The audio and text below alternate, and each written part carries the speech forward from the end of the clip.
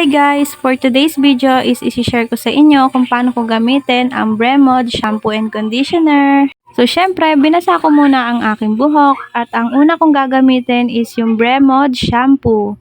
So una, binasa ko yung buhok ko and then nilagay ko yung shampoo and binasage ko siya ng 30 seconds hanggang 1 minute. Ang tamang paggamit ng Bremod Shampoo guys is tuwing makalawa lang para maiwasang ma-damage ang ating buhok. So ayan, binanlawang ko na and ang next ko naman na ilalagay is yung Bremod Conditioner. Ayan, for the side na ang person. Bali, nilalagay ko lang ang conditioner sa mid part papunta sa laylayan ng aking buhok. Kasi hindi to pwedeng ilagay malapit sa scalp natin kasi magkukos din ito ng dandruff. So para maiwasan yon is yung pinakalaylayan lang ang ating lalagyan. Ang conditioner is pwedeng gamitin araw-araw, hindi katulad ng shampoo.